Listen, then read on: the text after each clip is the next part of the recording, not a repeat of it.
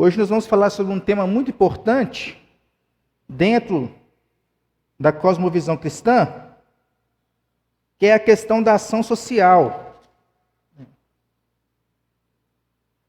Mas para que a gente venha a entender melhor o que significa ação social dentro de um contexto cristão, dentro de um contexto do cristianismo, né? Porque a ação social é muito mais do que, por exemplo, você ajudar alguém que bate ali no vidro do seu carro pedindo um centavo, né? É muito mais do que isso. Nós precisamos entender corretamente, de acordo com a Bíblia, o que significa ação social, para que a gente venha a ter a nossa percepção transformada, né? Mas antes de eu falar para vocês o que significa ação social, eu preciso saber o que vocês pensam sobre ação social. O que significa ação social para vocês, para que aí a gente não tenha nenhuma surpresa durante aqui o período de estudo. Quem pode falar aí sua concepção de ação social? Qual seria?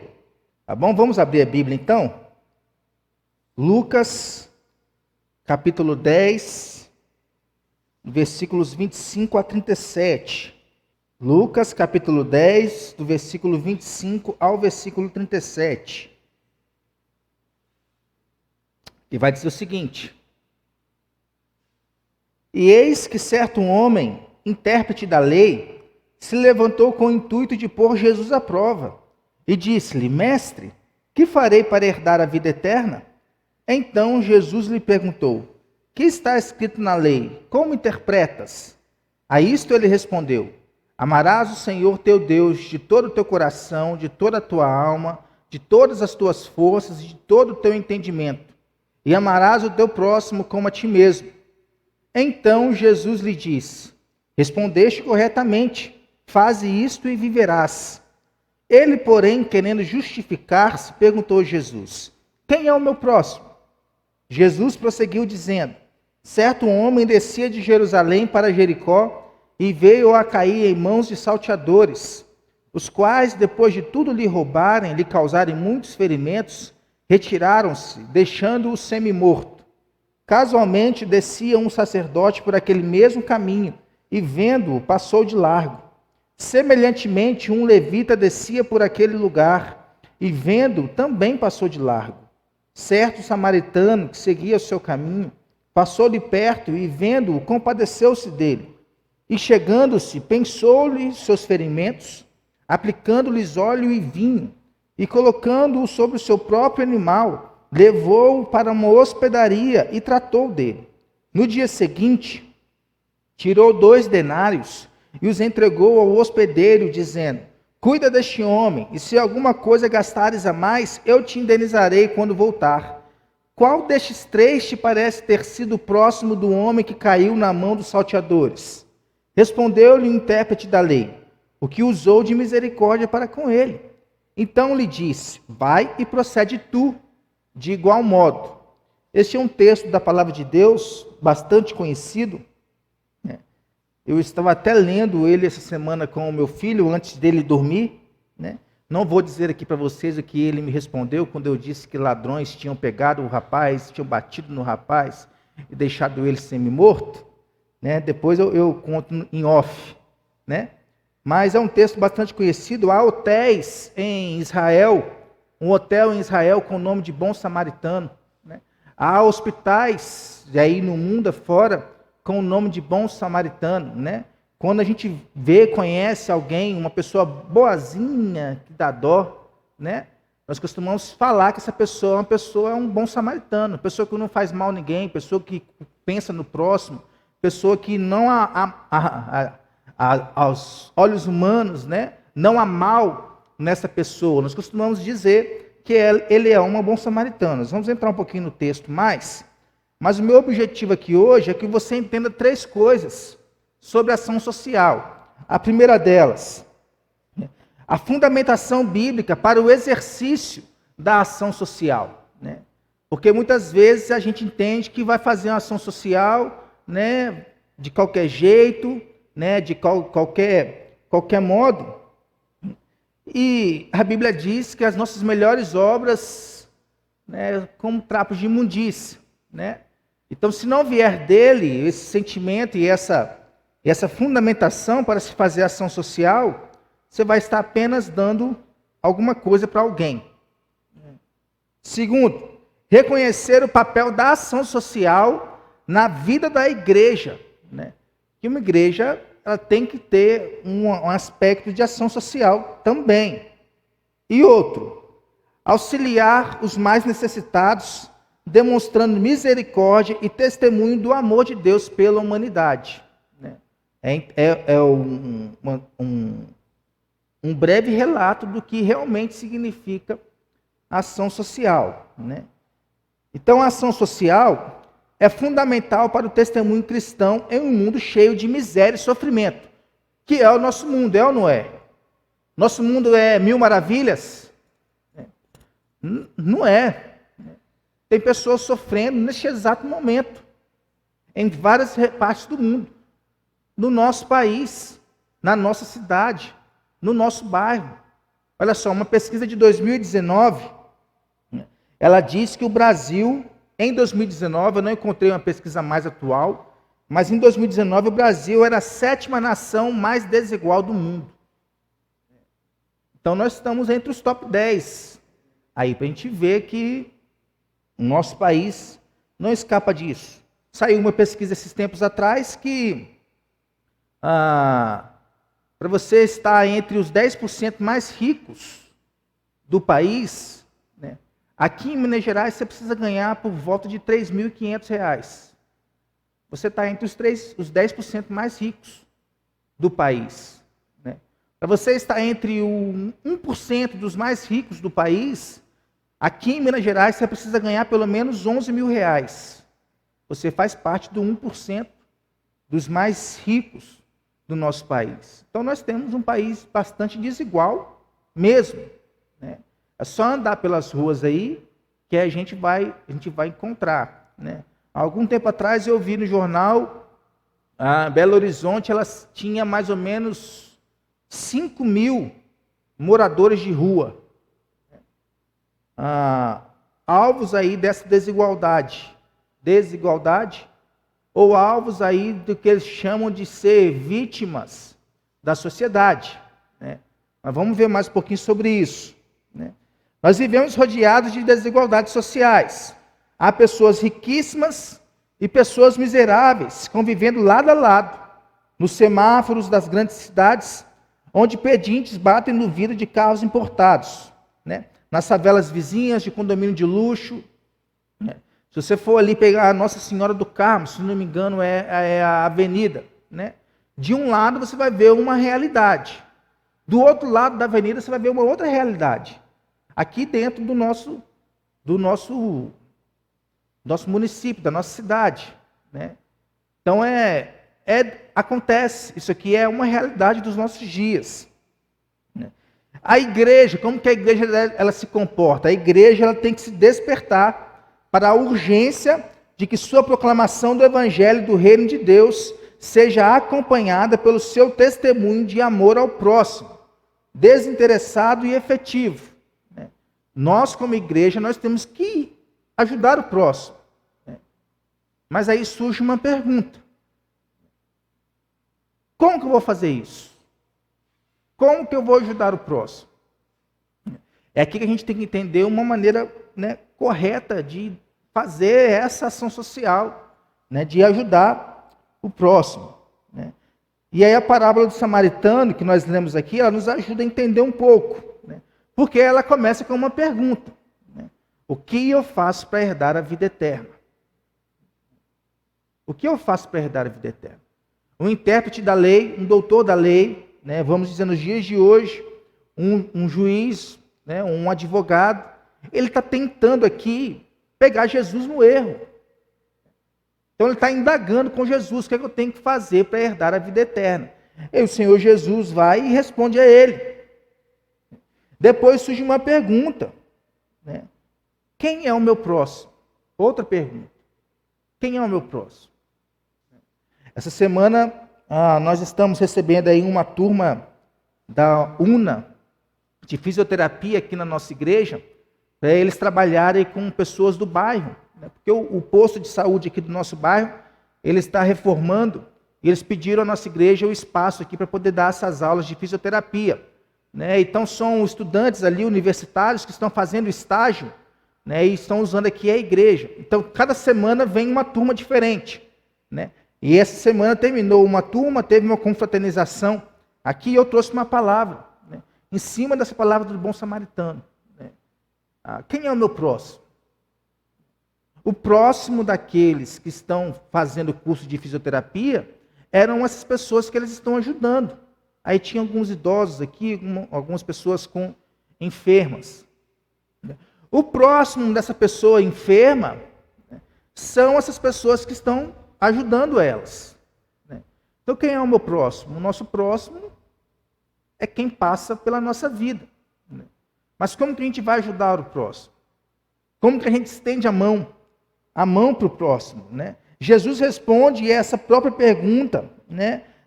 Dizendo que ele tinha que praticar a lei, não apenas conhecê-la. Isso é um fato. Eu sei que eu tenho que ajudar o meu próximo. Eu sei que eu posso ajudar o meu próximo, mas eu não faço nada. Adianta alguma coisa? Eu sei da Bíblia, eu já li a Bíblia de Gênesis a Apocalipse, mas eu não pratico. Adianta eu saber alguma coisa da Bíblia? Não adianta. Então Jesus ele vai e explica acerca do significado, né, de praticar o segundo mandamento, que ele diz aqui, né, de modo a deixar o intérprete da lei sem desculpa para sua falha em cumprir o mandamento que conhecia tão bem, porque ele era o intérprete da lei. Então, de lei ele sabia tudo, só não sabia praticar. Então, o intérprete da lei queria estabelecer limites para o seu amor e obediência. E muitas vezes nós queremos fazer isso. Esse aqui eu vou ajudar. Eu acho que esse aqui não merece ajuda, não. Né? Eu acho que esse aqui é um preguiçoso, que ele só quer ganhar dinheiro. Né? Não, esse aqui realmente é um trabalhador que está vivendo uma crise na sua vida, está precisando de uma ajuda. Às vezes nós queremos estabelecer limites para quem nós vamos ajudar, como nós vamos ajudar. Limites que o Senhor Jesus, né, ele quebra todos eles. Porque se tinha alguém que não deveria estender a mão aos olhos humanos para aquele judeu que estava ali quase morto, era um samaritano. Porque eu já falei que o judeu agradecia a Deus por 3 coisas. O judeu agradecia a Deus por ele não ter nascido mulher, agradecia a Deus por ele não ter nascido cego, e agradecia a Deus por ele não ser um samaritano. Porque havia uma rivalidade ali entre o judeu e o samaritano.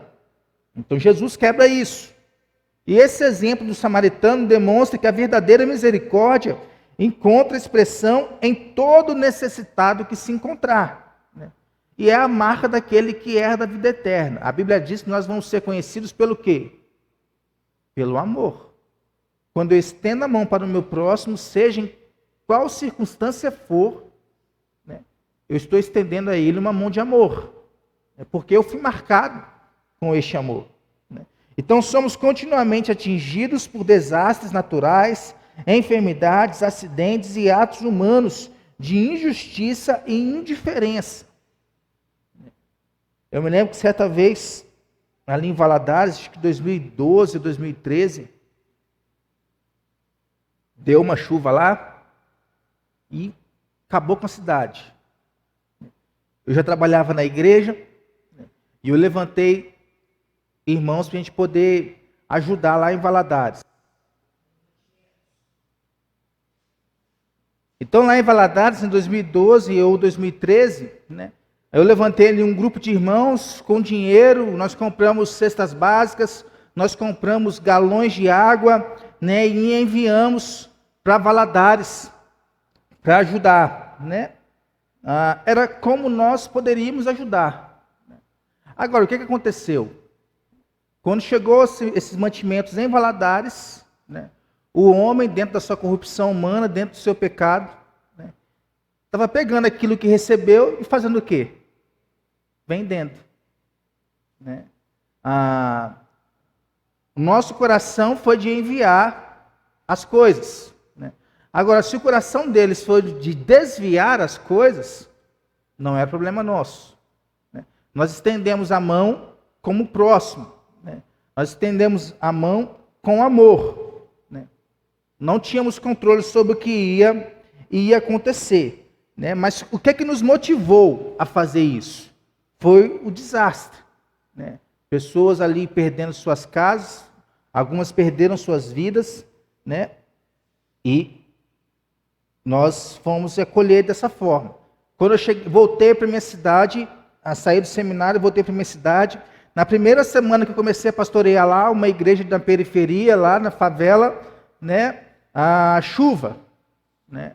E favela, a água vinha descendo, e a água vinha descendo e acabou com um monte de coisa, né? Novamente nos levantamos, fomos lá, ajudamos, né? Pegamos, né, alimentos, cestas básicas, entre outras coisas, né? E fomos ver, mas dessa vez eu estava à frente ali e eu pude ver para onde foi, como é que foi, o que as pessoas fizeram, né? Como igreja nós também fomos e entramos em algumas casas e começamos a ajudar a tirar toda a lama das casas, né? E aí você via no semblante das pessoas, né? Quem são esses que estão ajudando a gente aqui a fazer isso? Ninguém nunca vem ajudar a gente, né? Ah, é o pessoal da igreja ali do bairro que está fazendo isso, junto com outras igrejas ali. Então é a marca do amor. Não está fazendo isso para aparecer. Está fazendo isso por um entendimento de quem é o próximo, do que precisa ser feito em favor do próximo diante de desastres, de enfermidades, de acidentes, de injustiça, de indiferença. Nós, como cristãos, temos que estender na nossa mão, né? Então, o pecado, ele gera todo tipo de miséria na boa terra que Deus criou. Então, nós temos que entender o quê? O que é que causa, né, a necessidade de ajudar o próximo? É o pecado. O que é que causa a necessidade de há pessoas morando na rua, debaixo de pontes, né? Tudo começa aqui, no pecado. Isso deveria incomodar principalmente os cristãos. O que é que eu posso fazer como igreja para poder ajudar o meu próximo? Então, muitos crentes e igrejas simplesmente parecem bastante acomodados com essa situação, porque ele pensa duas coisas. Olha só, o papel da igreja é somente evangelizar. Não tem que estender a mão ao próximo, não tem que fazer nada. Correto? O papel da igreja é somente evangelizar? Outro tipo de pensamento. Auxiliar os necessitados é a função do governo, restando aos cristãos ser bons cidadãos pagadores de impostos. Correto? Também não. Apesar dessa segunda frase trazer uma verdade.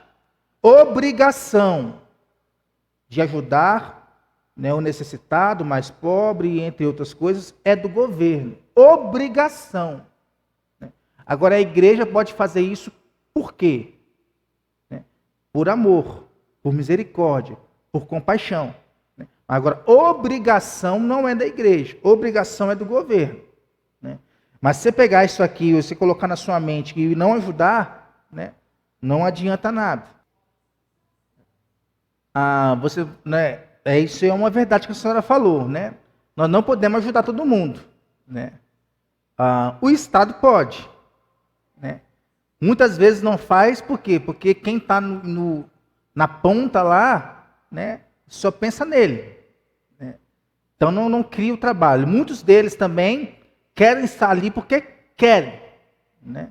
Por exemplo, na igreja lá em Aracruz, nós fazíamos um trabalho junto com a Igreja Assembleia de Deus de sopão, né, no mercado municipal da cidade, que vivia loteado de moradores de rua, né?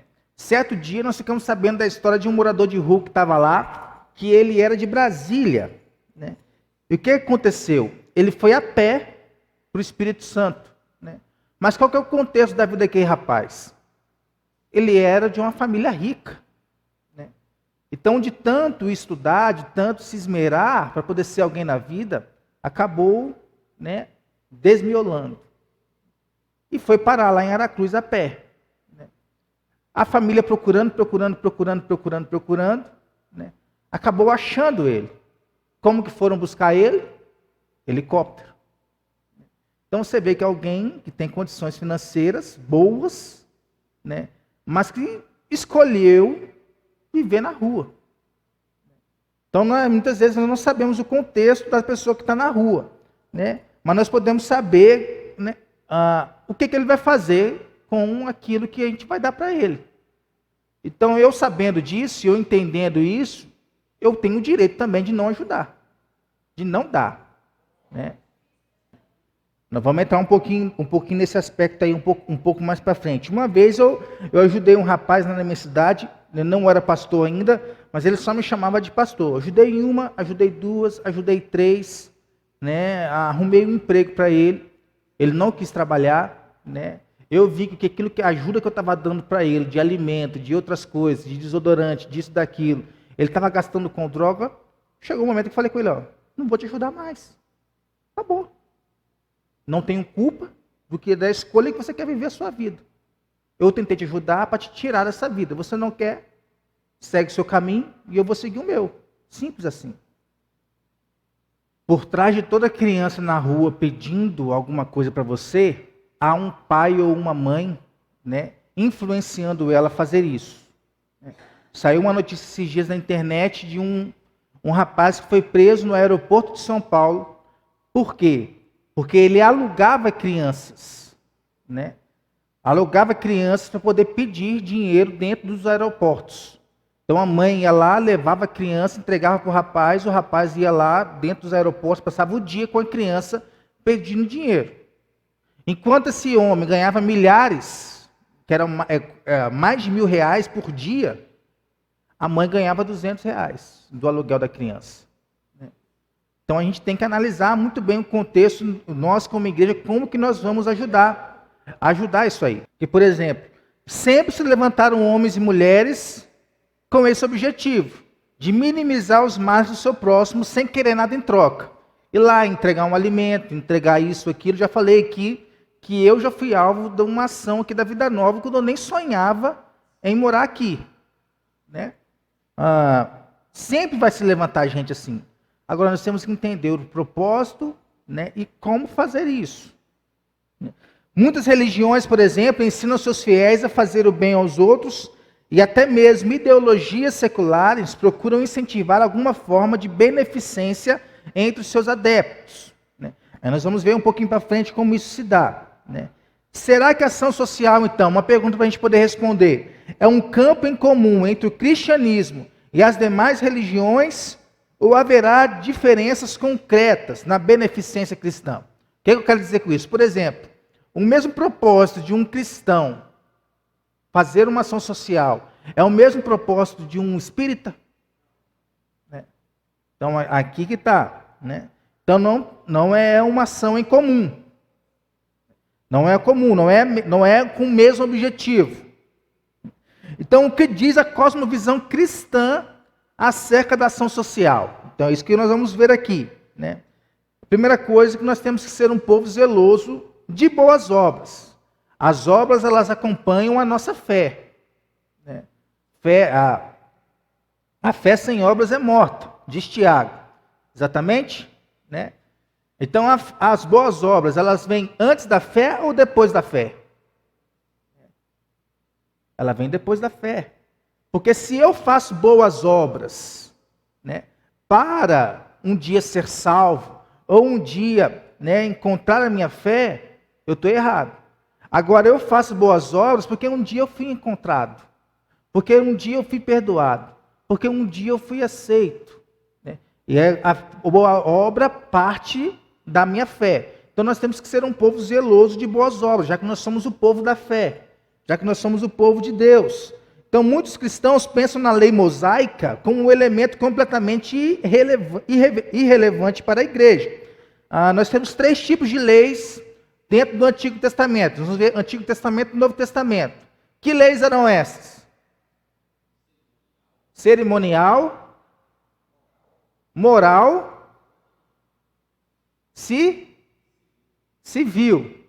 O que essas leis do Antigo Testamento elas nos diziam? Por exemplo, A lei cerimonial, ela tinha a finalidade de ensinar figurativamente a santidade de Deus e a necessidade do Messias. Com a vinda de Jesus, ela já não nos resolve mais. Ela já não é para a gente, né?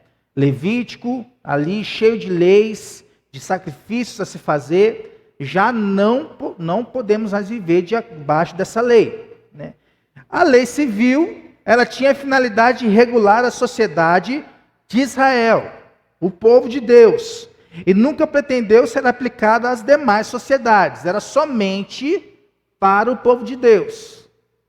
Também, já a lei moral, ela continha princípios universais, leis de aplicação literal em qualquer época e qualquer lugar do mundo e para qualquer cultura. Essa aqui serve para nós hoje. Um exemplo da lei cerimonial, da lei moral, são os 10 mandamentos. Todo lugar, toda cultura, todo tempo.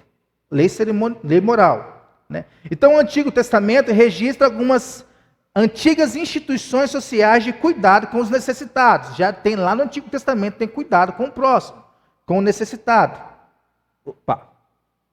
Então a lei mosaica, que é a junção dessas 3 leis, ela criou dispositivos legais que visavam preservar as populações mais carentes, tentando diminuir aí a desigualdade social. Vou dar 3 exemplos aqui na Bíblia. No Antigo Testamento havia a lei da rebusca. O que significa isso? Né? Ela proibia que um proprietário fizesse a colheita nas extremidades de sua plantação e que ele recolhesse o que caísse no chão, ou que retornasse para colher o que ficara nos ramos.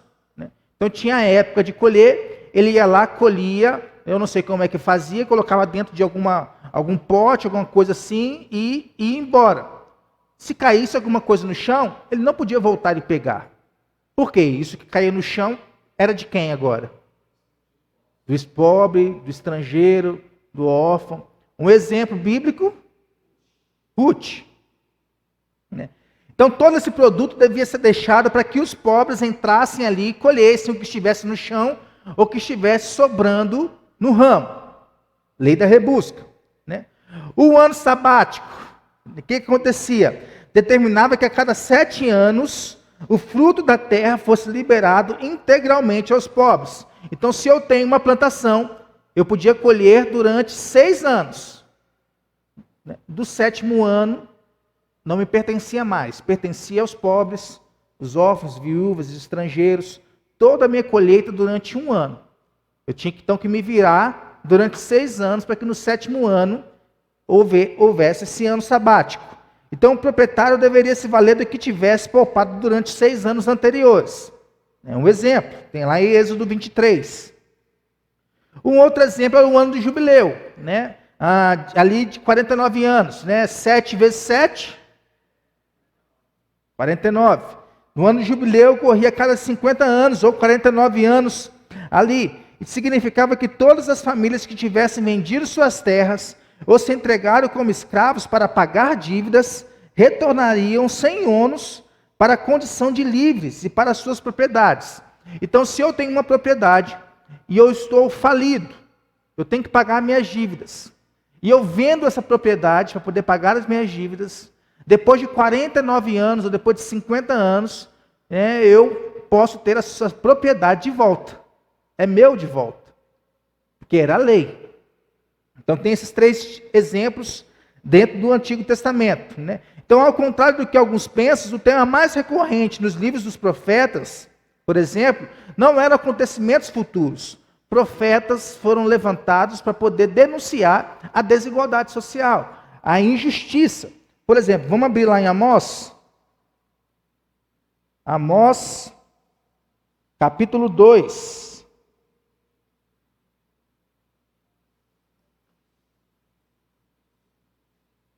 Vamos achar aqui, que é um livro tão pequenininho que nós temos que... já achei. 2, 6 e 7, olha só. O que está escrito aqui. Assim diz o Senhor: por 3 transgressões de Israel e por 4 não sustarei o castigo, porque os juízes vendem o justo por dinheiro e condenam o necessitado por causa de um par de sandálias. Suspiram pelo pó da terra sobre a cabeça dos pobres e pervertem o caminho dos mansos. Um homem e seu pai coabitam com a mesma jovem e assim profanam o meu santo nome. Né? Aí vem Amós denunciar tudo isso aí que estava acontecendo. Né? Injustiça, desigualdade. Né? E a razão disso é simples. Para o Senhor, atos religiosos dissociados de amor ao próximo eram insuportáveis. Isaías, por exemplo, vai dizer, ó, eu não estou aceitando o culto de vocês, eu não estou aceitando a adoração de vocês. Por quê? Porque vocês estão negligenciando o próximo. Isso aí para mim é adoração vazia, é tudo vão.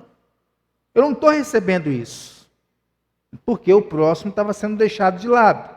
Né? Já no Novo Testamento, a ênfase foi mantida, de ajuda ao próximo.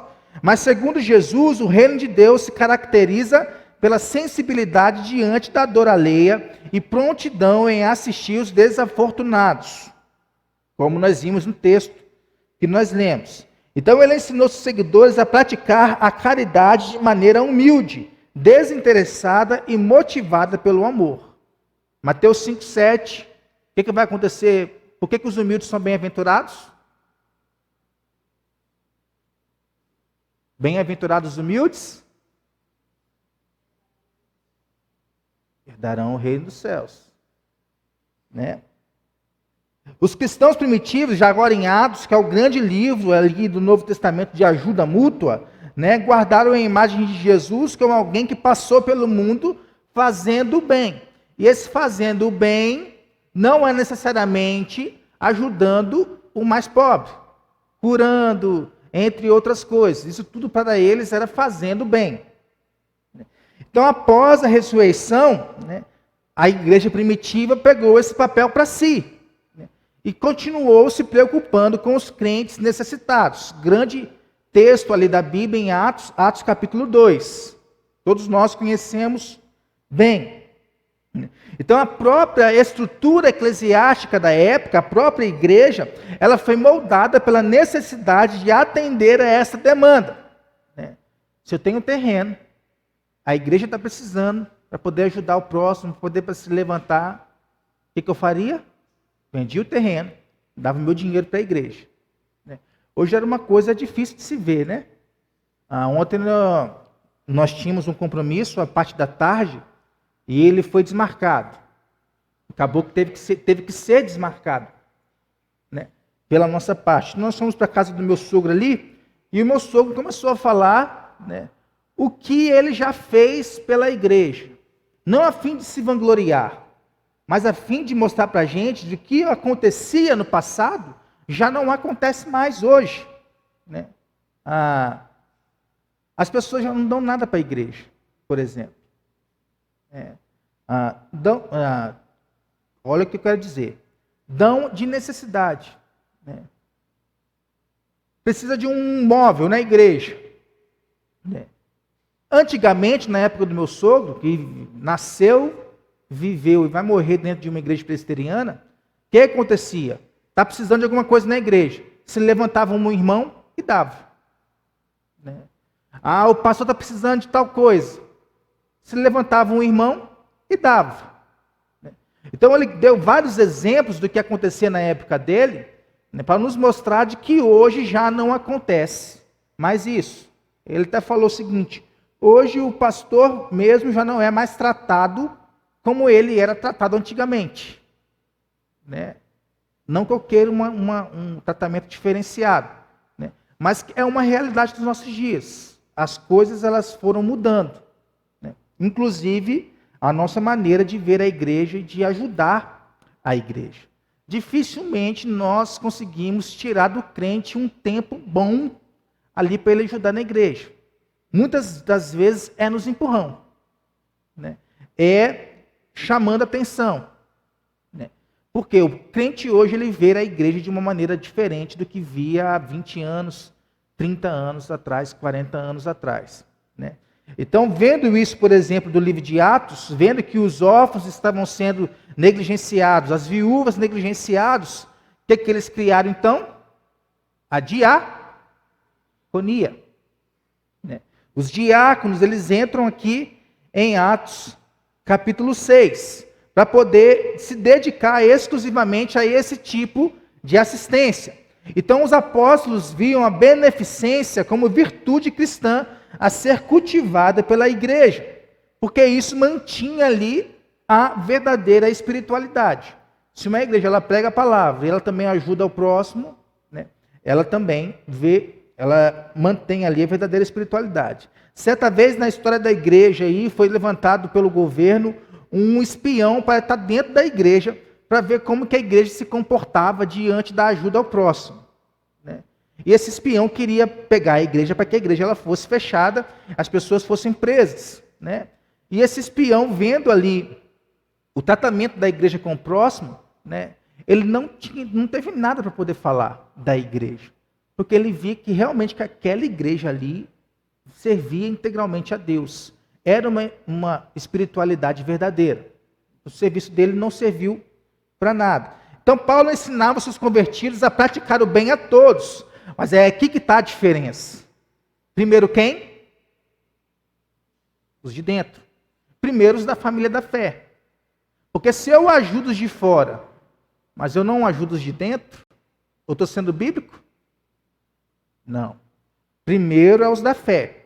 É ele, nós vemos lá em 1 Coríntios, que ele levanta dentro de uma igreja, né, ofertas e mantimentos para poder ajudar uma outra igreja. É ajudar os da família da fé. Eu sempre digo, se eu quero fazer alguma coisa para mim, né, primeiro eu vou na família da fé. Para me ajudar. Ah, irmão, preciso do seu serviço para tal coisa.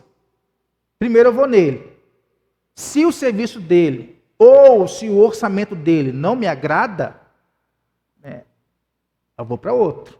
Mas primeiro minha obrigação é procurar o irmão na fé, que trabalha com tal coisa, para poder ajudar a ele.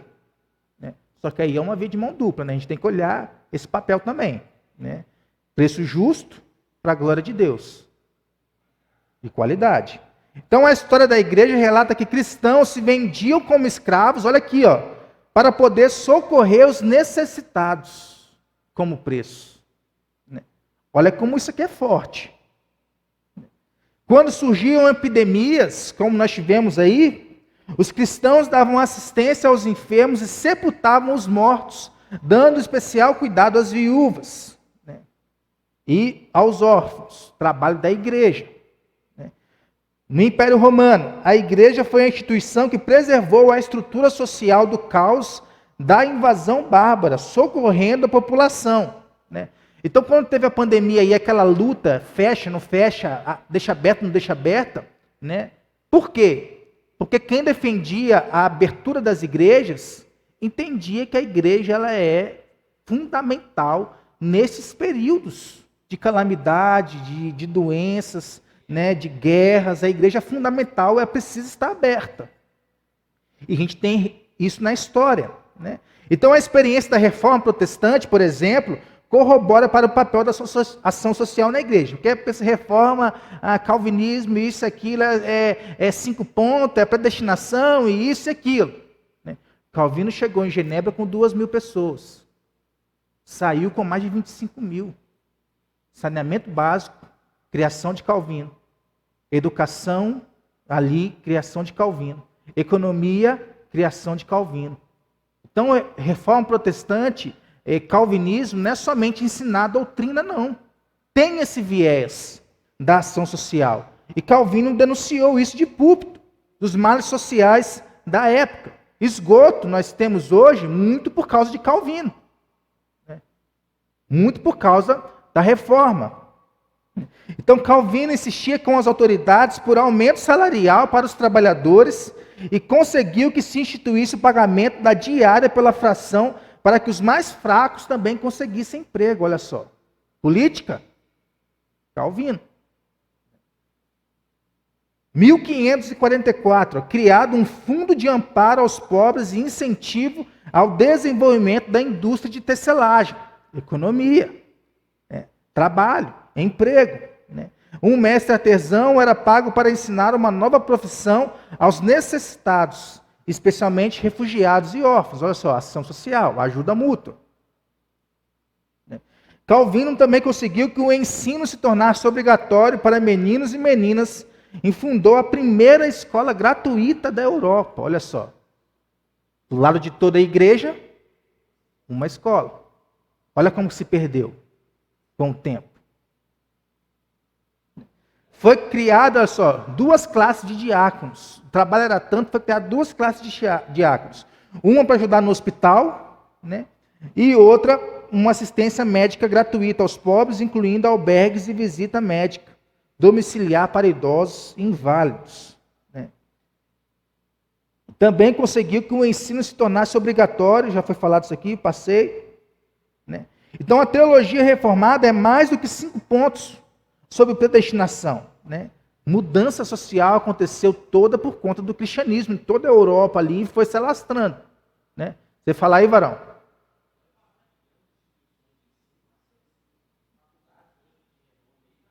Das 10 maiores faculdades do mundo, 8 são fundações cristãs. Algumas delas se perderam ao longo do tempo, mas a raiz está lá. Então nós temos que distinguir aqui o que é uma ação social cristã do que não é uma ação social cristã. É uma ação social de Instagram, você tirar foto e postar lá. Então traz aqui a base teológica da ação social cristã. Né? Ela não é substituta de uma ação evangelizadora e ela também não é um meio de converter pessoas. Ninguém vai se converter por ação social. A pessoa se converte pela palavra de Deus. Então eu vou ajudar, vou dar isso aqui, porque ela vai vir para a igreja e isso vai acontecer, isso aqui. Balela. Enquanto você está dando, ela está aqui. Parou de dar, ela vai embora. Mas essa é a ênfase da igreja hoje. Então, muitas ações de promoção social por igreja foram frustradas e interrompidas porque visavam somente encher a igreja. Vão trazer o pobre, vão trazer o morador de rua, vão dar comida para ele, a igreja vai estar cheia. Parou de dar, vai todo mundo embora. É a realidade dos nossos dias. Muitas igrejas hoje são conhecidas por encher o bucho deles. Né? Como foi dito aí, alguns exemplos aqui nesta manhã, né? Enfraqueceram suas igrejas, tornando-se meras ONGs, sem nenhum poder espiritual. Eu vou lá, dou uma comida, dou uma bebida, tiro a foto ali, que a igreja está trabalhando, está dando para o pobre, fiz a minha parte. Isso é ONG, não é igreja. Isso. Porque ajudar o próximo, ajudar dessa forma é muito fácil. Mas nós precisamos compreender o que diferencia a ação social de acordo com a cosmovisão cristã. Porque a necessidade de ajuda é porque o homem ele necessita de uma dignidade. Né? Só que a dignidade do homem ela não é dada por um alimento. A dignidade de um homem ela é dada pelo próprio Deus, que nos criou a sua própria imagem e semelhança. Né? Mesmo corrompida, o homem ainda tem a imagem e semelhança de Deus. Então essa imagem foi bastante corrompida pela queda em pecado, mas não apagada. O homem continua sendo a imagem e semelhança de Deus. Só por isso, ele já tem dignidade. Não é um prato de comida que vai trazer dignidade para ele. Então essa corrupção do pecado manifesta-se especialmente nas relações com o próximo e nas estruturas sociais. Rico, pobre, rico, milionário, classe A, classe B, classe C, sempre tem essas distinções aí, né? Então, essa percepção da imagem de Deus no homem e dos efeitos da queda implica 2 bases para a ação social cristã: a dignidade humana e a profecia. Né? O que isso significa? A ação social cristã, com um viés cristão, visa combater os efeitos do pecado sobre a dignidade humana. Socorre indivíduos, famílias, comunidades ou mesmo a sociedade como um todo. Né? E o que acontece? Cada ser humano, como portador da imagem de Deus, é digno de cuidados. Né? Independentemente se tenha chegado a viver de maneira indigna, de acordo com os padrões do nosso mundo. Né? Mas a ação social cristã, ela combate os efeitos do pecado ao se dirigir aos opressores, sejam eles indivíduos, igrejas ou sociedade em geral. Ela está aqui para combater a desigualdade, para não se aliar à desigualdade. Né? Como que a igreja se alia à desigualdade? Dá um prato de comida aqui, outro ali e só. Como que ela combate a desigualdade? É um prato de comida, mas você tem que mudar de vida. Você tem que encontrar Jesus. Vamos trabalhar? Vamos sair dessa vida? Isso aí é combater a desigualdade. Não é se aliar à desigualdade. Então a teologia reformada, ela entende que o ministério da palavra, ela cumpre função análoga, ou seja, semelhante à do profeta do Antigo Testamento. Isso inclui a denúncia da injustiça, como aconteceu em Genebra com Calvino. Então toda forma de injustiça social tem raiz na rejeição da verdade de Deus. Por isso a ação social cristã necessita ser complementada pela proclamação dos valores do reino de Deus. Nós vamos ver daqui a pouco o que significa teologia da libertação, né? Mas uma das ideias dela é que eu tenho que encher, né? Vou falar da linguagem bem chula aqui, né? Tem que encher o bucho do pobre, só. Dou comida para ele, fiz a minha parte. Não é isso que uma ação social cristã deve fazer. A função também é de profeta, de proclamar. Ajuda, proclama. Ajuda, proclama. Ajuda, prega a palavra. Ajuda, prega a palavra. Então, em tempos de injustiça, a voz profética da igreja deve se levantar e declarar a reta vontade e a justa condenação do Senhor. Né? Não quer encontrar com Cristo? Não quer mudar de vida? Não quer viver uma vida diferente? Né? Um dia você vai se encontrar com o Senhor. Mas vai se encontrar para condenação. Então o cristianismo ele reconhece que somente uma ação sobrenatural de Deus pode de fato transformar a nossa realidade, mudando o interior do indivíduo e levando a um novo padrão de vida. Então não é alimento, não é comida e bebida que vai fazer ele mudar de vida. Nós entendemos, de acordo com a Bíblia, é que é uma transformação da sua mente através de um encontro com Jesus, que vai mudar a vida do pobre, que vai mudar a vida do morador de rua. Então, essa restauração já teve início por meio da vida, morte e ressurreição de Jesus, mas ainda não está completa. Tudo vai se completar quando o Senhor Jesus voltar. Não vai ter mais desigualdade quando Jesus Cristo voltar. Então, o reconhecimento de que a restauração só se dará pela atuação salvadora direta do Espírito de Deus evoca mais duas bases para a ação social cristã. Tá, eu entendo tudo isso. Mas por que eu tenho que ajudar? Por causa da misericórdia e por causa do testemunho. Eu demonstro misericórdia porque um dia eu fui alcançada com misericórdia. E a ajuda ao próximo demonstra o testemunho da minha vida que encontrou com Cristo. Duas bases para a ação social, para a ajuda ao próximo. Então o cristão se envolve em ação social por imitação da misericórdia divina que primeiramente recebeu por meio de Cristo. Se eu não receber misericórdia, eu não vou estender misericórdia. Então a sua motivação para se compadecer não se encontra em sua própria bondade. Vou ajudar aqui, vou tirar uma foto, acabou. Vou mostrar para os outros que eu sou uma pessoa bondosa. Não é por conta disso. Nem no merecimento do outro, né? Eu vou ajudar porque ele tadinho, está nessa situação aí, ele merece um prato de comida, ele merece um refrigerante, uma Coca-Cola, né? Mas na bondade merecida que recebeu do Salvador como dom de Deus, que alcançou a todos nós e também pode alcançar o meu próximo. Então a cosmovisão cristã reconhece que a ação social não é suficiente para promover a plena dignidade humana. Somente Jesus pode fazer isso. Então não adianta eu fazer ação social por fazer. Vou lá, dou comida, dou bebida, dou roupa, dou isso, dou aquilo, né? E acabou. Está errado. Né? Proclamação, testemunho, palavra, transformação. É isso que eu tenho que dar para eles. Não é comida, bebida ou roupa. Isso aí vem junto. Mas a igreja hoje entende que ela só tem que dar comida, bebida e roupa. E cobertor. A ação social da igreja hoje se resume a isso.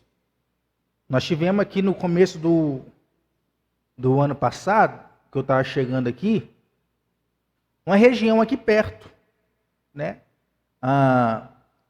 Teve uma chuva forte, né? Aquelas chuvas que sempre tem na época de verão, e alastrou a cidade. O que aconteceu? Algumas igrejas se levantaram na época, eu não consegui fazer isso, Eu queria fazer isso, mas não consegui fazer isso de uma forma direta. Né? Se levantaram com alimentos, com certas coisas, mas além disso também foram. Né? Foram, ajudaram, limparam as casas. Né? No final disso tudo, né? O culto. Cultuaram o Senhor. Proclamaram. O que acontece? Naquele lugar não tinha uma igreja. Hoje tem uma igreja. Fruto do que aqueles irmãos fizeram lá naquele local. Então é um exemplo prático que nós podemos fazer. Não é só dar. Eu dou, mas eu posso ir? Posso ajudar? Lá em Brumadinho, né, várias igrejas se levantaram para poder não somente enviar donativos, mas estavam lá. Eu conheço pastor que estava lá com enxada na mão. Para poder o quê? Vamos ajudar. E vão proclamar. Exemplos práticos. É sair do lugar, irmão. Sair do lugar e proclamar o testemunho. É testemunhar do Senhor. O que eu falei que, por exemplo, lá em Aracruz, lá. A gente estava na casa das pessoas lá tirando lama, isso e aquilo. A pessoa está falando, quem são esses aí? Nós somos de Jesus. E chegar um outro lá falando. Começava a falar. Começava a pregar.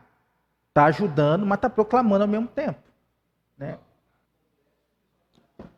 É um grande desejo do meu coração, irmãos, ter uma ação social assim, escola de futebol, ajuda, né, psicológica, entre outras ajudas, né? Mas nós temos que entender como fazer isso da maneira correta. Por exemplo, na igreja que eu estava lá, nessa igreja na favela, ela tinha uma ação social, ela tinha um projeto social dentro da igreja. Só que o projeto social não estava muito aliado com uma palavra de Deus. Né? Por exemplo, foi psicólogas lá nesse projeto, né, ensinar que menina pode sim casar com menina e menino pode casar com menino, dentro da igreja. Né? Eu cheguei lá e falei, isso está errado. A partir de agora vai ser assim, assim, assim, assado. Quer seguir? Vão seguir. Né? Se não quer seguir, vão acabar com esse negócio aqui. Eu fui sincera com o conselho, porque isso aí não é projeto social, não. Né? Aí mudou um pouco a visão, né? Mas eu acabei saindo de lá, não sei como é que tá hoje. Mas é um desejo do meu coração, ter um projeto social dentro de nossa igreja. Mas a gente tem que tomar cuidado para poder fazer direito, né, as coisas. Eu vou dar um outro exemplo aqui desse projeto social aqui agora, ó. Desvios do caminho. O que é que isso significa? Né? Vocês conhecem o que significa teologia da libertação? Não? Já vamos encerrar já, tá? Uns 10 minutinhos a mais aí. Né? Ela enfatiza apenas a transformação social, especialmente pela luta de classes, né? E esse movimento se aliou ao ecumenismo. Então o que é que significa isso? Eu não preciso falar de Jesus para a pessoa. É só ir lá e dar uma comida para ela, dar uma bebida para ela, dar uma roupa para ela. Já fiz a minha parte. Ela é transformada através do alimento e não transformada através de Jesus. Né?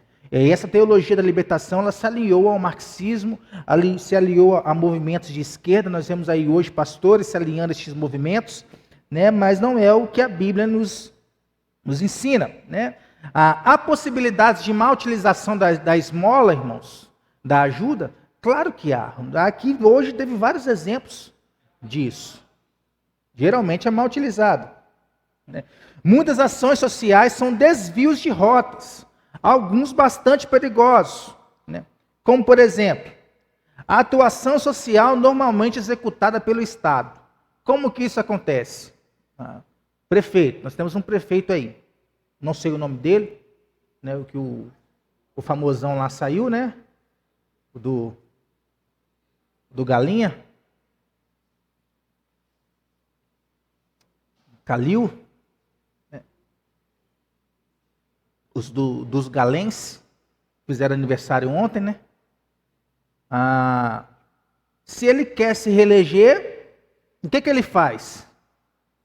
Começa a ir até as pessoas, começa a ir até as favelas, começa a prometer isso e prometer aquilo, eu vou te dar isso, eu vou te dar aquilo. Né? É uma forma de uma ação social desviada do caminho. Né? Por quê? Porque tem objetivos eleitoreiros. Né? Só aparece perto de eleição. de 4 em 4 anos. Ele não está pensando na dignidade da pessoa, na dignidade daquele bairro, daquela favela. Ele só quer ir lá tirar uma fotinha. Eu estou aqui no meio dos pobres. Né? Depois que eles voltam em mim, eu me reelejo, ou me elejo, nunca mais eu apareço.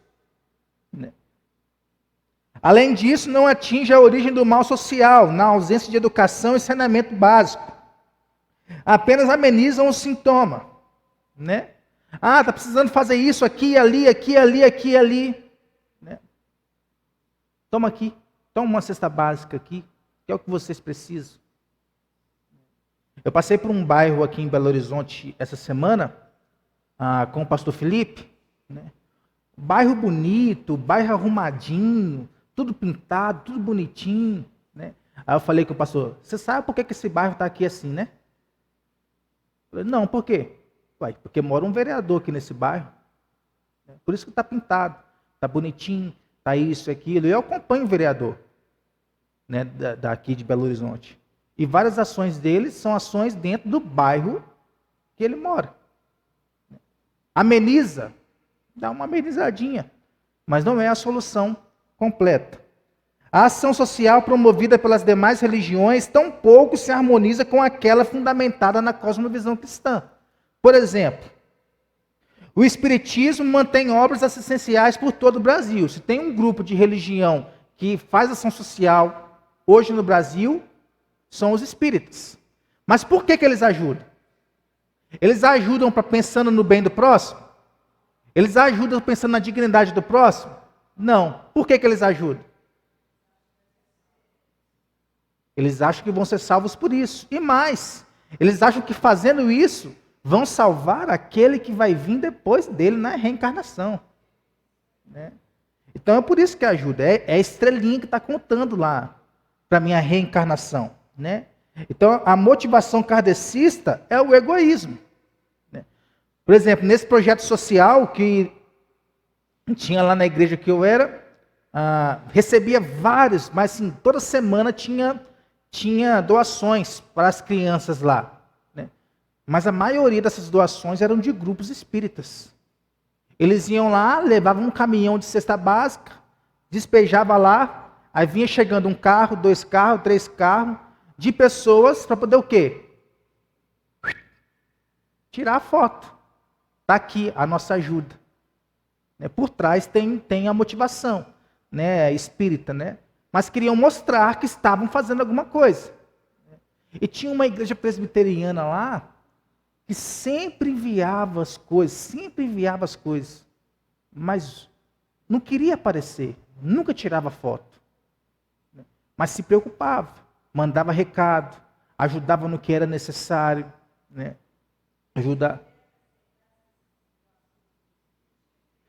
Assim, é algo que eu achei estranho, né?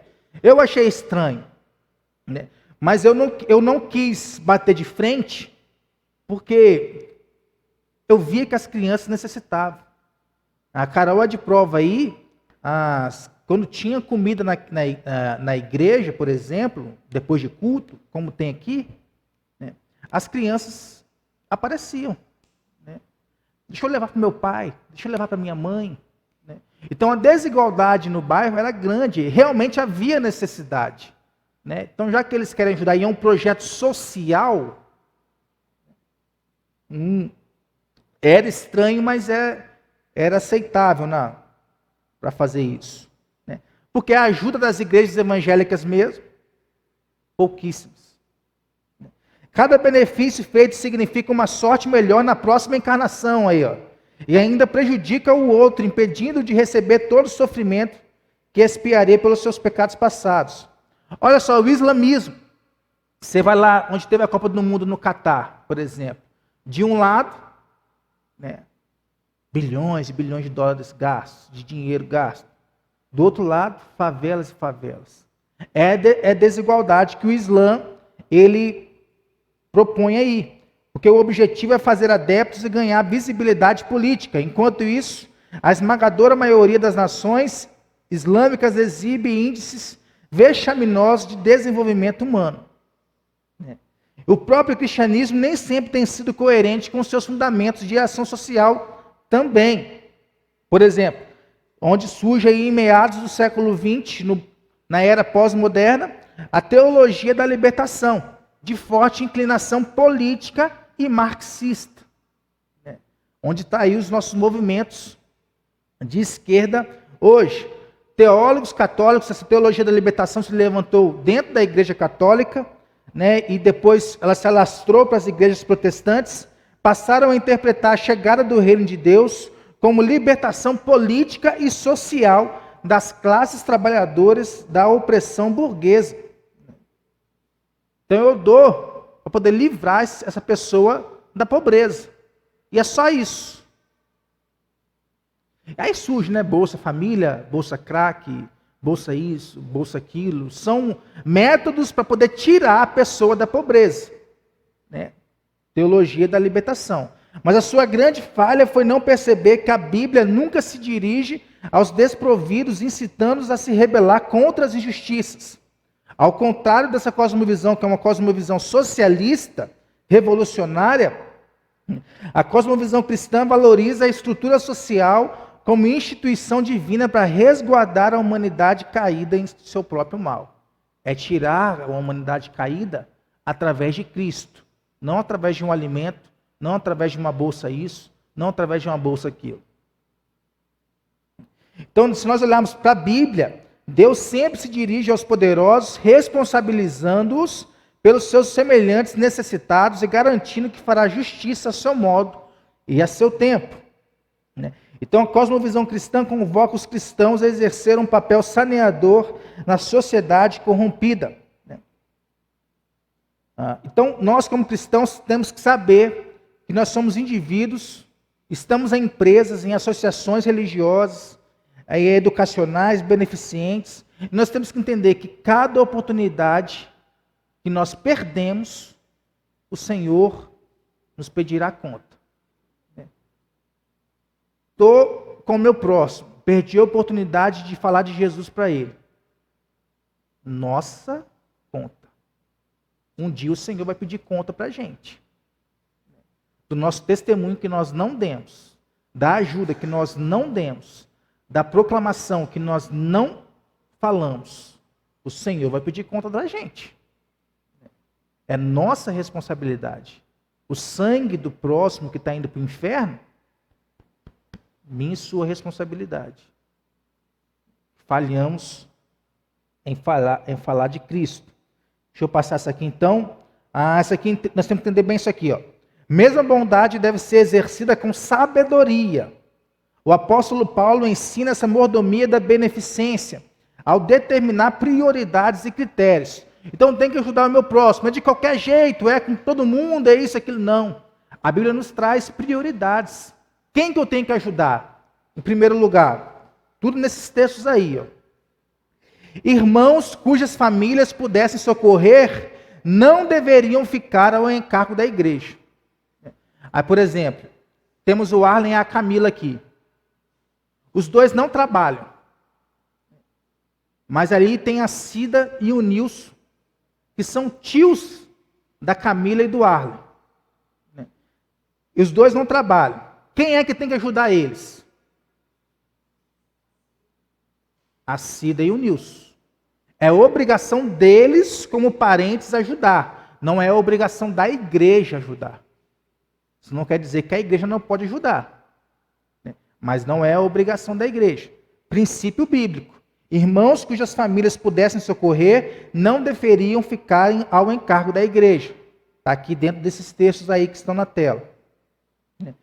Os necessitados da igreja não deveriam ser ajudados primeiro. Então, antes de eu ajudar lá fora, ajuda dentro da igreja. Prioridade. Prioridade é o da família da fé. Incrédulos também podem receber ajuda. O ímpio pode receber ajuda.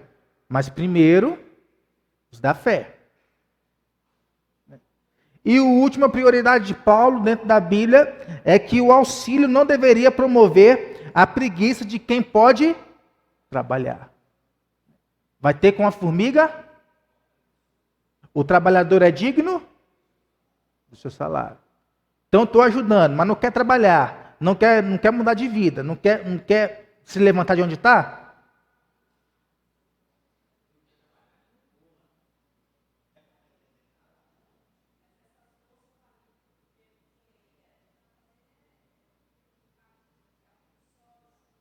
Aumenta a desigualdade.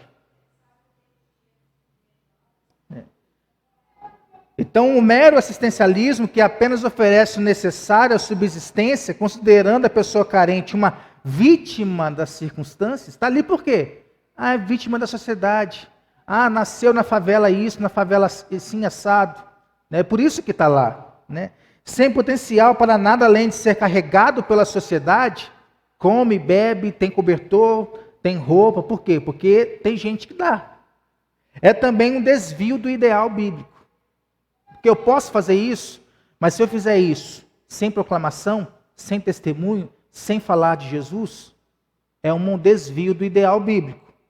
Pois ignora que a natureza humana se realiza somente no uso de suas capacidades para desenvolver a criação.